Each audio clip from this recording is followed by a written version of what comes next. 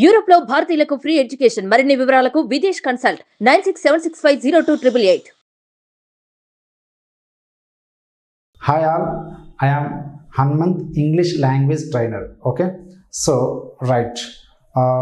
ఇప్పుడు నేను కొన్ని విషయాలు చెప్తాను, మీరు ఒకసారి గమనించండి. ఓకేనా, కొన్ని పదాలు చెప్తాను, మీరు దాన్ని గమనించండి. నేను ఒకప్పుడు స్టూడెంట్ని. ఓకే, సో ఇప్పుడు నేను ఒక ట్రైనర్ని, భవిష్యత్తులో ఒక మేనేజర్గా ఉంటాను. ఓకేనా, సో నేను ఒకప్పుడు స్టూడెంట్ని, ఇప్పుడు ఎవరిని? ట్రైనర్ని. భవిష్యత్తులో ఎవరిని? ఒక మేనేజర్గా ఉంటాను. అదేవిధంగా గతంలో నేను గుంటూరులో ఉండేవాడిని, ఇప్పుడు నేను హైదరాబాద్లో ఉన్నాను. భవిష్యత్తులో యునైటెడ్ స్టేట్స్ ఆఫ్ కింగ్డమ్లో ఉంటాను. గతంలో నేను లావుగా ఉండేవాడిని, ఇప్పుడు నేను సన్నగా ఉన్నాను. మళ్ళీ భవిష్యత్తులో లావుగా ఉంటాను. అంటే ఈ పదాలన్నీ దేనిని తెలియజేస్తున్నాయి? ఈ సెంటెన్స్ అన్ని దేనిని తెలియజేస్తున్నాయి అంటే నా యొక్క స్టేటస్ని తెలియజేస్తుంది. నా పాస్ట్ స్టేటస్ ఏంటి, అదేవిధంగా ప్రజెంట్ స్టేటస్ ఏంటి, అదేవిధంగా ఫ్యూచర్ స్టేటస్ ఏంటి అని చెప్తుంది. అవునా కదా? సో ఈ స్టేటస్ మనం చెప్పాలి అంటే మన ఇంగ్లీష్లో మనం గతంలో ఎవరము, ఎక్కడున్నాము, ఎలా ఉన్నాము, అదేవిధంగా ఇప్పుడు నేను ఎవరిని, ఎక్కడున్నాను, ఎలా ఉన్నాను, భవిష్యత్తులో నేను ఎవరిని, ఎక్కడుంటాను, ఎలా ఉంటాను. సో ఈ స్టేటస్ అన్నింటిని మన ఇంగ్లీష్లో చెప్పాలి అంటే మనకేం కావాలంటే బీ ఫార్మ్స్ కావాలి. ఏం కావాలి? సో ఆ బీ ఫార్మ్స్ సహాయంతో మన ఈ స్టేటస్ మన యొక్క స్టేటస్ని అద్భుతంగా చెప్పొచ్చు. ఓకేనా, సో ఒక్కసారి మనం బీ ఫార్మ్స్ అబ్జర్వ్ చేద్దాం. సో బీ ఫార్మ్, సో మనకు తెలుసు బీ ఫార్మ్ అంటే మనకు మాక్సిమం ఐడియా ఉంటుంది. సో మనం ఇక్కడ బీ ఫార్మ్ అనేది మనకి పాస్ట్ బీ ఫార్మ్ ఉంటుంది, అదేవిధంగా ప్రజెంట్ బీ ఫార్మ్ ఉంటుంది, అదేవిధంగా ఫ్యూచర్ బీ ఫార్మ్ ఉంటుంది. ఓకే, పాస్ట్ బీ ఫార్మ్ ఉంటుంది, ప్రజెంట్ బీ ఫార్మ్ ఉంటుంది, ఫ్యూచర్ బీ ఫార్మ్ ఉంటుంది. ఒకసారి పాస్ట్ బీ ఫార్మ్ చూసినట్లయితే వాజ్, వర్. అదేవిధంగా ప్రజెంట్ బీ ఫార్మ్ చూసినట్లయితే యామ్, ఈజ్, ఆర్. అదేవిధంగా ఫ్యూచర్ బీ ఫార్మ్ చూసినట్లయితే విల్ బి లేదా షల్ బి. ఓకేనా, సో ఇవి బీ ఫార్మ్స్. ఇందాక నేనేం చెప్పాను? నేను గతంలో ఎవరిని? ఒక స్టూడెంట్ని. నేను గతంలో స్టూడెంట్ని అని చెప్పాలంటే మనం ఏం వాడాలంటే వాజ్ వాడాలి. I was student. ఇప్పుడు నేను ట్రైనర్ని అని చెప్పాలంటే మనం ఏం వాడాలంటే యామ్ వాడాలి. I am a trainer. భవిష్యత్తులో నేను మేనేజర్గా ఉంటాను అని చెప్పాలంటే I will be A trainer. అంటే నా గత స్టేటస్ దేని మీద ఏం చెప్తుంది? వాజ్ అనే హెల్పింగ్ గ్రూప్ సాయంతో వాడుతున్నాం. ఇప్పుడు స్టేటస్ చెప్పాలంటే యామ్ అనే హెల్పింగ్ గ్రూప్ వాడుతున్నాం. ఫ్యూచర్లో స్టేటస్ చెప్పాలంటే విల్ బి వాడుతున్నాం. అంటే ఒక వ్యక్తి ఎవరు, ఎక్కడున్నారు, ఎలా ఉన్నారు అని చెప్పాల్సి వచ్చినప్పుడు మనం ఏం వాడాలంటే బీ ఫార్మ్స్ వాడాలి. ఓకేనా, so I hope you clearly understand. So ఒకసారి ఇప్పుడు నేను క్లియర్గా ఈ పాస్ట్ బీ ఫార్మ్ గురించి చెప్పదలుచుకున్నా. క్లియర్గా ఒకసారి ఈ పాస్ట్ బీ ఫార్మ్ గురించి చెప్పదలుచుకున్నా. ఓకేనా, so let us see. So let me tell what is the past be form. Past be form అంటే ఏంటి? Was, were. అవునా, పాస్ట్ బీ ఫార్మ్ ఏంటి? Was, were. అంటే ఇప్పుడు ఈ వాజ్ ఎవరికి వాడతామంటే ఎప్పుడైతే సబ్జెక్ట్గా I, he, she, it, single name తీసుకున్నప్పుడు మనము వాజ్ వాడాలి. ఎప్పుడైతే we, you, they, plural name తీసుకుంటాము అప్పుడు మనం వర్ అనే హెల్పింగ్ వర్బ్ సహాయంతో మన యొక్క స్టేటస్ చెప్పాలి. ఓకేనా, సో ఒకసారి మళ్ళీ చెప్పండి. సబ్జెక్ట్స్ ఏం తీసుకోవాలి మనము? I, he, she, it single name తీసుకున్నప్పుడు వాజ్ అనే హెల్పింగ్ వర్బ్ వాడాలి.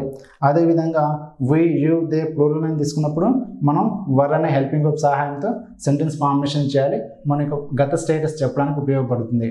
సో నేను ఇప్పుడు ప్రజెంట్ స్టేటస్ చెప్పట్లేదు, ఫ్యూచర్ స్టేటస్ చెప్పట్లేదు, కేవలం పాస్ట్ స్టేటస్ని. పాస్ట్ స్టేటస్ చెప్పడం మనం ఏం వాడాలి? వాజ్, వర్ అనే హెల్పింగ్ వర్బ్ వాడాలి. Okay, so let us see. ఒక పాజిటివ్ స్టేట్మెంట్ చెప్పాలి అంటే సో మనం జనరల్గా ఒక స్ట్రక్చర్ ఫాలో అవ్వాలి. అదేంటంటే సబ్జెక్టు, వర్బ్, ఆబ్జెక్ట్ తీసుకొని మనం సెంటెన్స్ ఫార్మేషన్ చేయాలి. సో సబ్జెక్ట్ అంటే ఏంటి? మనం ఎవరి గురించి అయితే మాట్లాడతామో వాళ్ళు సబ్జెక్ట్. ఇప్పుడు నేను నా గురించి మాట్లాడితే నేను సబ్జెక్ట్, మన గురించి మాట్లాడితే మనము subject. I, we, you, they, he, she, it. Single name and plural name తీసుకుని మనం సెంటెన్స్ ఫార్మేషన్ చేస్తాం. Okay, so right. అయితే కమింగ్ ఇక్కడ వర్బ్ రావాలి. సో వర్బ్ అంటే ఏంటి, దేని గురించి తెలిసింటే యాక్షన్ని తెలిసింది. వర్బ్ దేనిని చెప్తుంది, యాక్షన్, మనం ఏ పని చేస్తున్నామో మన యొక్క పనిని తెలియస్తుంది. అదేవిధంగా మన యొక్క స్టేటస్ని కూడా చెప్తుంది. దేనిని చెప్తుంది, యాక్షన్తో పాటు మన స్టేటస్ని కూడా చెప్తుంది. అంటే మనకు గుర్తుపెట్టుకోవాల్సింది ఏంటంటే వర్బ్ అనగానే మనకి 2 టైప్స్ ఆఫ్ వర్బ్స్ ఉంటుంది. ఓకే, సో ముందుగా ఈ వర్బ్ క్లారిఫై చేస్తాను మీకు. సో మనకి వర్బ్స్ అనేవి 2 టైప్స్ ఉంటుంది అన్నమాట. ఒకటి మెయిన్ వర్బ్, రెండవది హెల్పింగ్ వర్బ్ ఉంటుంది. సో మెయిన్ వర్బ్ అంటే దేనిని చెప్తుందంటే యాక్షన్ని చెప్తుంది. ఫర్ ఎగ్జాంపుల్ ఇక్కడ చూడండి,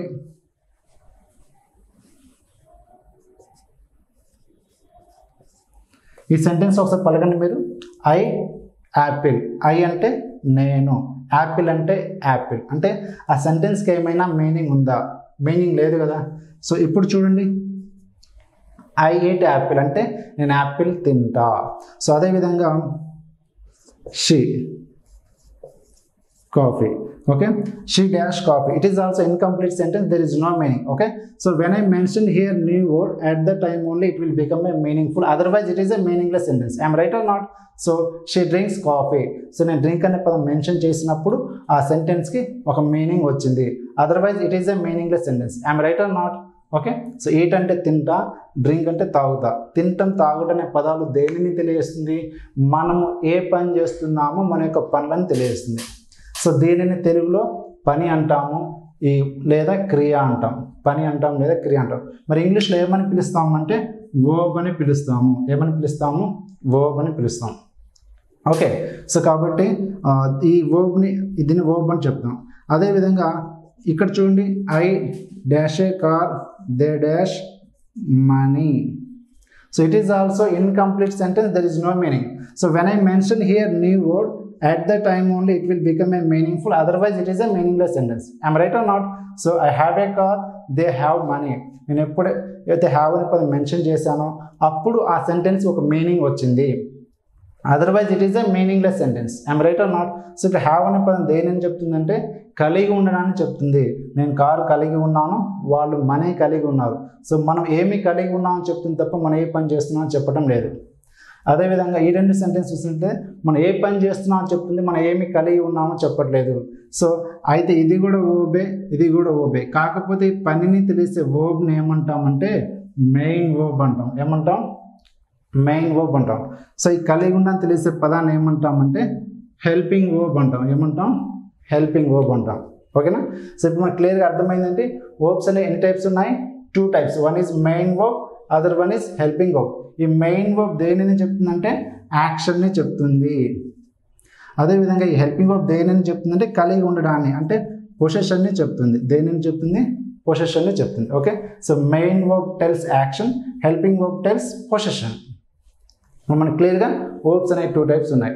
సో కమింగ్ టు మనం ఇందాక డిస్కస్ చేస్తుంది దేని గురించి? సో పాస్ట్ బీ ఫార్మ్ గురించి డిస్కస్ చేస్తున్నాం. అంటే పాస్ట్ స్టేటస్ చెప్పడానికి డిస్కస్ చేస్తున్నాం. అప్పుడు ఇక్కడ ఏ వర్బ్ వాడాలి అని చూసినట్టయితే మెయిన్ వర్బ్ వాడాలా, హెల్పింగ్ వర్బ్ వాడాలా? అంటే ఇక్కడ ఖచ్చితంగా మనం మెయిన్ వర్బ్ వాడకూడదు. ఎందుకని? మనం యాక్షన్ గురించి చెప్పట్లేదు. మనం ఏమీ నేను ఎవరిని గతంలో ఎక్కడ ఉండేవాడిని, ఎలా ఉండేవాడిని చెప్పాల్సి వస్తుంది. అలాంటప్పుడు ఏం వాడాలంటే హెల్పింగ్ వర్బ్ వాడాలి. ఆ హెల్పింగ్ వర్బ్ ఏం వాడాలి అంటే మనకి హెల్పింగ్ వర్బ్ చూసినట్టయితే బీ ఫార్మ్.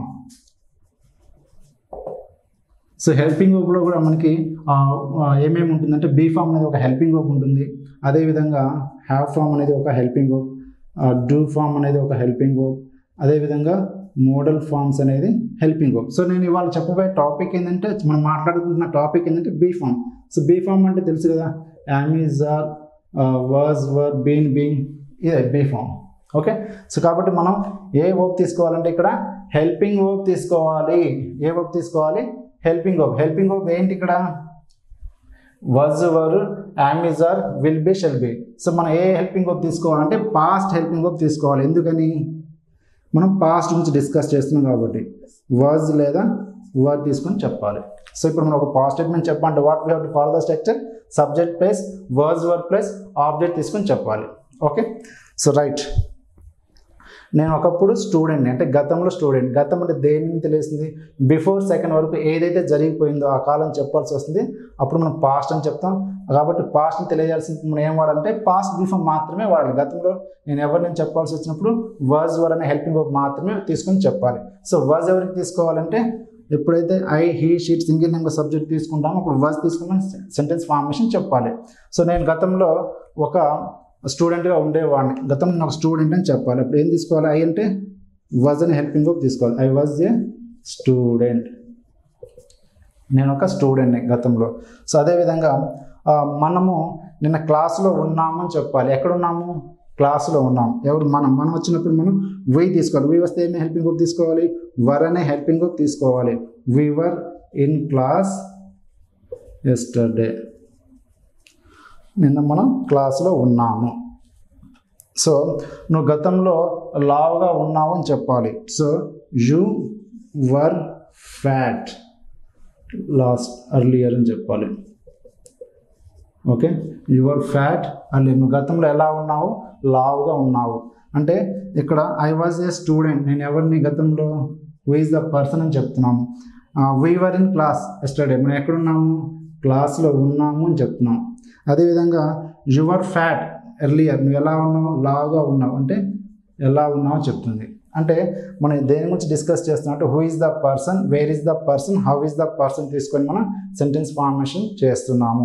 సో గతంలో నువ్వు ఎవరు అని చెప్పాల్సి వచ్చినప్పుడు కానీ, నువ్వు ఎక్కడున్నావు అని చెప్పాల్సి వచ్చినప్పుడు కానీ, నువ్వు ఎలా ఉన్నావు అని చెప్పాల్సి వచ్చినప్పుడు కానీ మనం ఏం వాడాలి? బీ ఫార్మ్స్ వాడాలి. ఏ బీ ఫార్మ్ వాడాలి? పాస్ట్ బీ ఫార్మ్ మాత్రమే వాడాలి. ఎందుకని? మనం పాస్ట్ గురించి డిస్కస్ చేస్తున్నాం కాబట్టి. Okay, so I hope you clearly understand. అదేవిధంగా మీరు ఒకసారి దేని సబ్జెక్ట్ తీసుకొని ఒక సెంటెన్స్ ఫార్మేషన్ చేయండి. Right, they were famous, very good, అలానే చెప్పాలి. ఇప్పుడు ఆమె యొక్క స్టేటస్ చెప్పాలి. ఎలా చెప్తారు? షీ వాజ్ మ్యాడ్ అంటే ఆమె పిచ్చిదా? Okay, so she was mad అని చెప్పొచ్చు గతంలో. ఓకేనా? సో అదేవిధంగా ఇట్ అనేది ఎవరికి వాడతామంటే ప్లేస్కి, థింగ్స్, యానిమల్స్ బదులు వాడతాం. సో ఇప్పుడు నా చేతిలో మార్కర్ ఉంది, ఇది నిన్న నా టేబుల్ కింద ఉందని చెప్పాలి. సో ఎలా చెప్తాము? So marker was under the table అని చెప్పాలి. లేదు అంటే ఈ మార్క్ అనే పేరు బదులు మనం ఇట్ తీసుకోవచ్చు. It was under the table అని చెప్పొచ్చు, టేబుల్ కింద ఉంది అని చెప్పొచ్చు. ఓకే, సో ఈ విధంగా మనము ఎవరి గురించి అయితే మాట్లాడుతున్నామో వాళ్ళు సబ్జెక్ట్గా తీసుకుంటాము. తర్వాత అది సింగులర్ అయితే కనుక వాజ్ తీసుకోవాలి. We, you, they plural subject తీసుకుంటే కనుక మనం వర్ తీసుకొని సెంటెన్స్ ఫార్మేషన్ చేయాలి. ఓకేనా? So I hope you clearly understand. So మనం పాస్ట్ స్టేటస్ చెప్పాలంటే వాజ్ వరే వాడాలి. అంతేగాని I am a student before 1 year అని చెప్పకూడదు. ఎలా చెప్పాలి? I was a student before 1 year అని చెప్పాలి. సో మనం ఒకప్పుడు మంచి ఫ్రెండ్స్ అని చెప్పాలి. వీఆర్ బెస్ట్ ఫ్రెండ్స్ ఎర్లియర్ అని చెప్పకూడదు. ఆర్ బదులు ఏం వాడాలి? వర్ వాడాలి. ఎందుకని? పాస్ట్ అనమాట. So we were best friends earlier అని చెప్పాలి. Okay, so right. నెక్స్ట్, ఇప్పటివరకు మనము ఒక పాజిటివ్ స్టేట్మెంట్ ఎలా చెప్పామో చూసాం. Subject plus was were plus object తీసుకొని చెప్పాలి. అయితే ఇక్కడ జనరల్గా మనకి హూ, వేర్, హౌ వీటి గురించి ఒకసారి క్లారిఫై చేస్తాము. సో ఇప్పుడు మీకు ఒక 100% క్లారిటీ వస్తుంది. సో వీటిని బేస్ చేసుకుని మనం సెంటెన్స్ ఫార్మేషన్ చేయొచ్చు. ఓకేనా? సో ముందుగా ఈ బీ ఫార్మ్స్ ఎటువంటి సందర్భాల్లో వాడచ్చు అంటే ప్రొఫెషన్స్. అంటే ప్రొఫెషన్స్ అంటే ఏంటి? మన యొక్క వృత్తిని కలిగి ఉంటారు కదా. సో అతను ఒకప్పుడు కంసలివాడిగా ఉన్నాడు. కంసలివాడు అంటే గోల్డ్ స్మిత్ అని చెప్పాలి. ఓకేనా? So gold Smith. So he was gold Smith అని చెప్పొచ్చు. అతను ఒకప్పుడు ఎవరంటే కంసలోడు, ఇప్పుడు అతను బిజినెస్ మ్యాన్ అని చెప్పాలి. హీ వాజ్ గోల్డ్ స్మిత్ అని చెప్పాలి. బట్ ఇప్పుడు ప్రజెంట్లో అతను బిజినెస్ మ్యాన్. సో మన బిజినెస్ మ్యాన్ డిస్కస్ చేయలేదు. గతంలో అతను వృత్తి ఏం చేశాడు, ఎలా ఉన్నాడంటే ఒక గోల్డ్ స్మిత్గా ఉన్నాడు, అంటే కంసలవాడిగా ఉన్నాడు. ఓకేనా? సో అదేవిధంగా ఆమె డెసిగ్నేషన్ చెప్పాల్సి వచ్చినప్పుడు కూడా మన బీ ఫార్మ్స్ వాడచ్చు. ఫర్ ఎగ్జాంపుల్, ఆమె ఒకప్పుడు మేనేజర్ అని చెప్పాలి. సో ఆమె అంటే ఎవరు? షీ వచ్చినప్పుడు ఏం తీసుకోవాలి? వాజ్ తీసుకోవాలి. She was a manager. ఆమె గతంలో మేనేజర్ అని చెప్పాలి, అంటే మన డెసిగ్నేషన్ చెప్పొచ్చు. అదేవిధంగా రిలేషన్షిప్ చెప్పడానికి కూడా మనం వాడవచ్చు. ఈ బీ ఫామ్ ఎక్కడ వాడచ్చు అండి? ప్రొఫెషన్స్ చెప్పడానికి, డెసిగ్నేషన్ చెప్పడానికి, రిలేషన్షిప్ చెప్పడం అనమాట. సో అతను నాకు ఒకప్పుడు ఫ్రెండ్ అని చెప్పాలి. సో అప్పుడు ఎలా చెప్తాము? హీ వాజ్ మై ఫ్రెండ్ అని చెప్పాలి. ఇలా మన యొక్క రిలేషన్షిప్ చెప్పొచ్చు. Next who is the person అన్నప్పుడు మనము ఆ పర్సన్ ఎవరు, అతను ప్రొఫెషన్ చెప్తున్నామా, డెసిగ్నేషన్ చెప్తున్నామా, రిలేషన్ చెప్తున్నామా అనేది మనం ఈ మూడిట్లో చూస్ చేసుకోవచ్చు. అదేవిధంగా వేర్ ఈజ్ ద పర్సన్ అన్నప్పుడు మనము ప్రిపోజిషన్స్ వాడాల్సి వస్తుంది. ఇన్, ఆన్, ఎట్, ఈ ప్రిపోజిషన్స్ వాడాల్సి వస్తుంది. ఓకేనా? సో ఫర్ ఎగ్జాంపుల్ సీత గీత నిన్న మార్కెట్లో ఉన్నారని చెప్పాలి. సీత గీత అనేది ప్లూరల్ కదా. సీత గీత వచ్చినప్పుడు ఏం తీసుకోవాలి? సీత గీత వర్ ఇన్ మార్కెట్ అని చెప్పాలి. ఓకేనా? సో అదేవిధంగా సీత గీత మార్కెట్ వద్ద ఉన్నారు అని చెప్పాలి. సీత గీత వర్ అట్ మార్కెట్ అని చెప్పాలి. ఎందుకంటే మార్కెట్ వద్ద ఉన్నప్పుడు అట్ వాడాలి, అది మార్కెట్ లోపల ఉంటే మనం ఇన్ వాడాలి. ఓకేనా? సో అదేవిధంగా on. So it was on my table, ఇది ఎక్కడ ఉంది? నా టేబుల్ మీద ఉంది. Yesterday, it was on my table yesterday, ఇది నా టేబుల్ మీద ఉంది నిన్న అని చెప్పాల్సి వచ్చినప్పుడు మనం ఆన్ వాడాలి. ఈ విధంగా వేర్ అంటే మనం ప్లేస్ చెప్పడానికి ఈ బీ ఫార్మ్స్ని వాడచ్చు. అదేవిధంగా హౌ. హౌ అంటే యాడ్జెక్టివ్. సో యాడ్జెక్టివ్స్ అంటే మన యొక్క గుణాన్ని తెలియజేస్తుంది, మన యొక్క గుణాన్ని తెలియజేస్తుంది. అంటే విశిష్టత గురించి మాట్లాడాల్సి వచ్చినప్పుడు, సో అతను చాలా హ్యాండ్సమ్గా ఉండేవాడు అంటే హీ వాజ్ హ్యాండ్సమ్ అని చెప్పాలి. ఓకేనా? సో అతను అందహీనంగా ఉండేవాడు అంటే హీ వాజ్ అగ్లీ అని చెప్పాలి. అంటే అందం అనేది విశిష్ట, అగ్లీ అనేది కూడా ఒక బ్యాడ్ విశిష్ట. అంటే ఒక మంచి విశిష్టత అవ్వచ్చు, చెడు విశిష్టత అవ్వచ్చు. అందులో క్వాలిటీ కానీ గుణాన్ని తెలియజేసేదే యాడ్జెక్టివ్. ఓకే? సో అతను ఒకప్పుడు రిచ్ అని చెప్పాలి. He was rich. ఆమె ఒకప్పుడు పేద తెలుగులో ఏమంటారంటే పూర్ ఫెల్ అని తెలుగులో ఏమంటాం? ఆమె ఒకప్పుడు పేదరాలు అని చెప్పడానికి మనం పూర్ అని చెప్పాలి. ఓకేనా? సో అతను ఒకప్పుడు good boy, he was good boy. అతను బ్యాడ్ బాయ్ ఒకప్పుడు, హీ వాజ్ బ్యాడ్ బాయ్. ఓకేనా? ఆమె ఒక పొట్టిగా ఉండేది, షీ వాజ్ షార్ట్. అతను పొడుగా ఉండేవాడు, హీ వాజ్ టాల్. అలా మన యొక్క యాడ్జెక్టివ్స్ అంటే మన యొక్క విశిష్టం చెప్పేది యాడ్జెక్టివ్స్. సో మనం ఇప్పుడు బీ ఫార్మ్స్ ఎటువంటి సందర్భాల్లో వాడాల్సి వస్తుందంటే ప్రొఫెషన్స్ చెప్పాల్సి వచ్చినప్పుడు, డెసిగ్నేషన్స్, అదేవిధంగా రిలేషన్షిప్ చెప్పాల్సి వచ్చినప్పుడు, అంటే హూ ఇస్ ద పర్సన్ అప్పుడు వీటిలో ఏదైనా చూస్ చేసుకోవచ్చు. వేర్ ఇస్ ద పర్సన్ అప్పుడు ప్లేస్ గురించి డిస్కస్ చేయాల్సి వస్తుంది. ఇన్, ఆన్, అట్, అండర్ అని చెప్పి. హౌ అంటే ఎలా యాడ్జెక్టివ్, ఎలా ఉండేవాళ్ళు, రిచ్గా, పూర్గా, గుడ్డ, బ్యాడ, బ్రేవా, మ్యాడ, ఇలా మనం చెప్పాల్సి వచ్చినప్పుడు ఏం వాడాలి? మనము యాడ్జెక్టివ్స్ వాడాలి. సో బీ ఫార్మ్స్ ఎప్పుడు యూజ్ చేయాలంటే వీటి గురించి మనం చెప్పాల్సి వచ్చినప్పుడు మనం బీ ఫార్మ్స్ వాడాలి. సో ఇప్పటివరకు మనం పాజిటివ్ బీ ఫార్మ్స్ మాత్రమే వాడాం. మీరు చూశారు కదా, అంటే ఒక పర్సన్ యొక్క పాస్ట్ స్టేటస్ చెప్పాలి అంటే మనం ఫాలో అవ్వాల్సిన స్ట్రక్చర్ ఏంటి? Subject plus verse verb plus object తీసుకొని చెప్పాలి. ఓకేనా? సో ఇప్పుడు మీకు క్లియర్గా అర్థమైంది. సింగులర్స్ వచ్చినప్పుడు వర్స్ వాడాలి, ప్లూరల్స్ వచ్చినప్పుడు వర్బ్ వాడాలి. ఎందుకని? పాస్ట్ స్టేటస్ మాత్రం చెప్పడానికి, అది గుర్తుపెట్టుకోవాలి. ఓకేనా?